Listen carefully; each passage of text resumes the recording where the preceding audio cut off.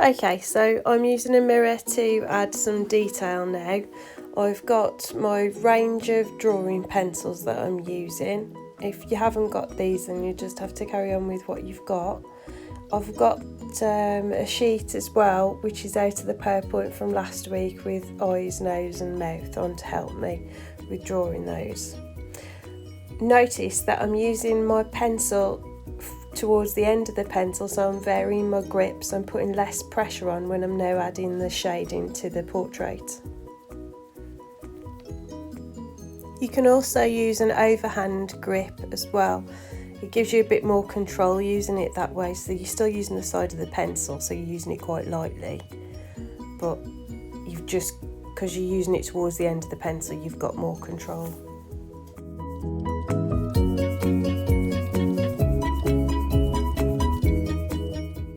I'm going to look closely at the different features like the eyes, the nose, the mouth, the ears, adding more detail to those now.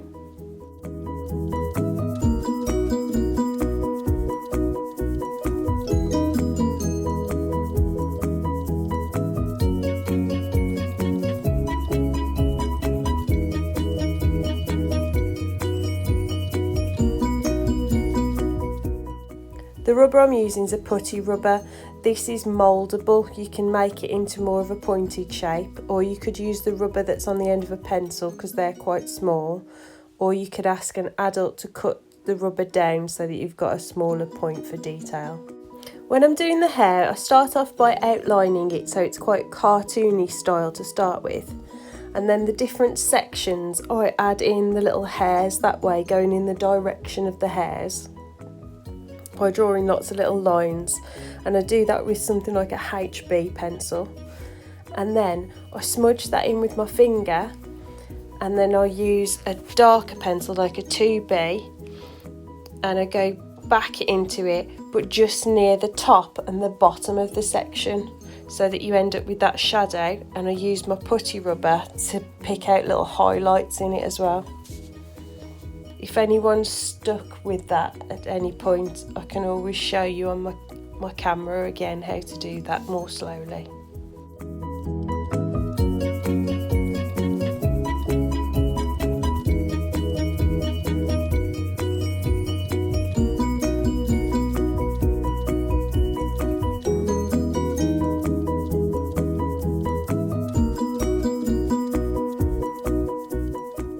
My hair's in a ponytail, but you can't see the ponytail obviously from the angle, but sometimes people try and include the ponytail, which can look quite strange.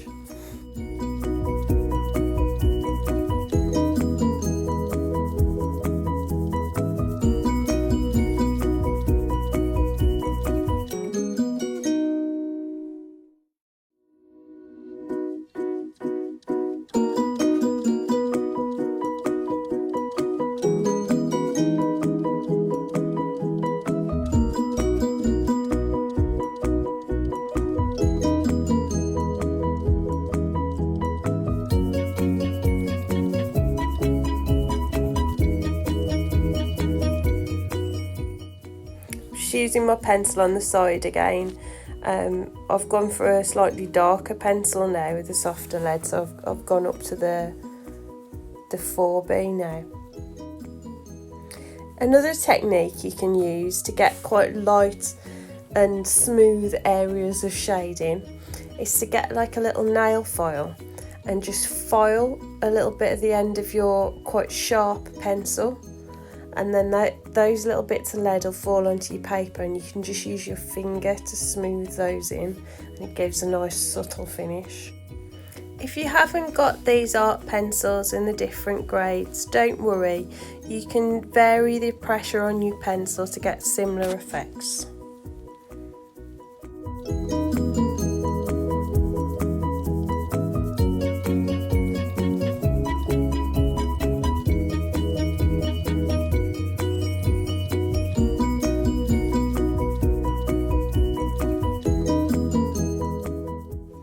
When you're adding detail to the lips, the top lip should always be darker than the bottom lip because it's always in shadow.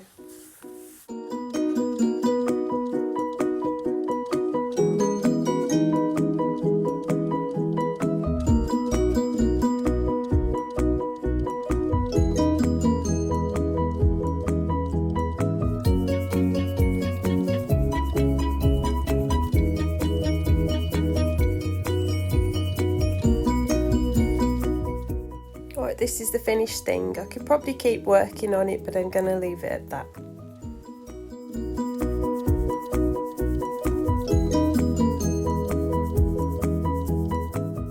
Next lesson, we're going to be doing a side profile of your face, like this one here that I did of my nephew. So you're going to need a photograph of the side of your face to work from.